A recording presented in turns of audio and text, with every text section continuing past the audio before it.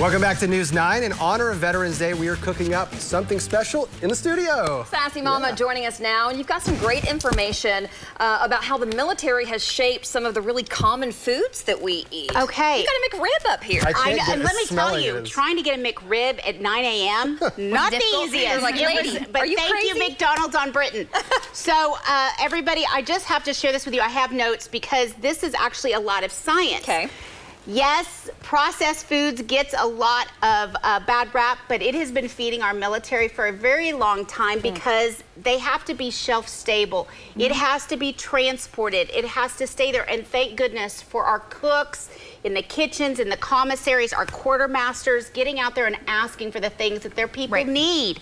So let me tell you, there's also a lot of engineers and scientists that work for our government to make a lot of these happen. So a lot of the technology that they've created to feed our military is now in our foods. This is fabulous. Okay, what are you starting with? Okay, so we're going to start number one. This is actually, I got this information. I want to give credit to this, is the Combat Ready Kitchen, How the U.S. Military Shapes the Way You Eat. It's a great and very interesting book I've been reading. It's by Anastasia Marks de Salcedo.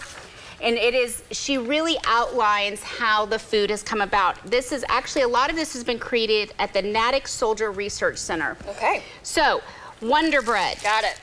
Wonder Bread was created because they needed a starch snack enzyme was put into breads because it would eat the starches that would keep it from going stale and going bad. Interesting. So this can sit for weeks and weeks and still go. Even to this day? Yes. I've always wondered. Yes. Dang. I'm sorry, I mean, it's expired when it's pretty much green and looks like it needs to go to the garden. But that takes a while. Yeah, it can take a while. Cheetos. Yeah, we all love Cheetos. Thank you, thank you. Cheetos, in World War II, they made dehydrated cheese little snack bites, which I think now are kind of like moon cheese. Right. Well, after World War II, they realized, oh my gosh, we'd been producing this at large quantities and we didn't have, those producers wanted another way to sell it, so they sold it to the makers of Cheetos, and they use that orange powder now in Cheetos. Dangerously cheesy. Isn't that? It is dangerous. You are so smart. Okay, energy bars. Yeah. Energy bars were originally created by Hershey. No, it wasn't the Hershey bar, and yes, our military does get Hershey bars, but they did try to create originally an energy bar, and it was horrible, and people did not like it. So in the 60s, the Gaines dog burger. I don't know what I've never heard of this. If you remember, I'm too old for you. Gaines was like a dog food. You would feed your dogs. It was kind of soft. It's called an intermediate moisture food. Oh, God. Okay. So it had to stay soft and kind of supple. Well, the creators then turned that into energy bars. Okay. And our military used that to now give to our military.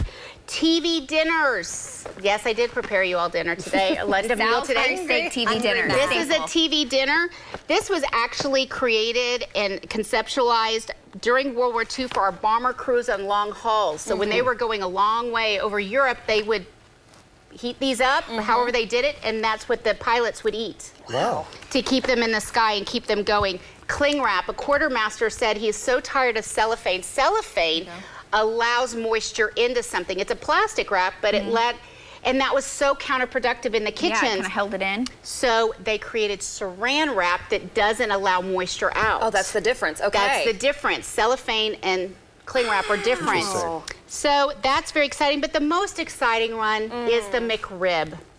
We've been sitting here smelling this, by the way. This is the McRib was called was called a restructured meat. Restructured meat. So they figured out that the military could not get really expensive cuts of meat. Their people were craving those tastes of home. Yeah. So they would take cheap cuts of meat, put them together, and make them into something. Well, the McDonald's expounded upon it, and thank you, we have the McRib. So it's like we come up with these ideas and they're like, hey, you can actually keep using those in other ways. Absolutely. So our military is comprised of a lot of scientists out there, and thank goodness for our cooks and our quartermasters who keep our people fed and listen to our military and make them have the taste of home.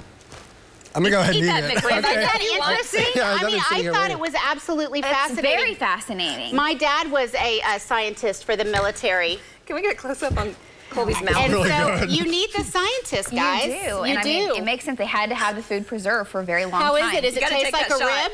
You got to take that shot. It does. Is that so something? I was saving that for later, Lacey. So, yeah, processed food gets a bad rap, but I tell you, this is good. I'm telling you, I've never been to the lake without Cheetos. This is fabulous. And they also just recently did the guacamole. Learn something new every day. There you go, fun facts. Any technology behind napkins? And we have none. You have No, that's called the inside of a little boy's sleeve. As you walk over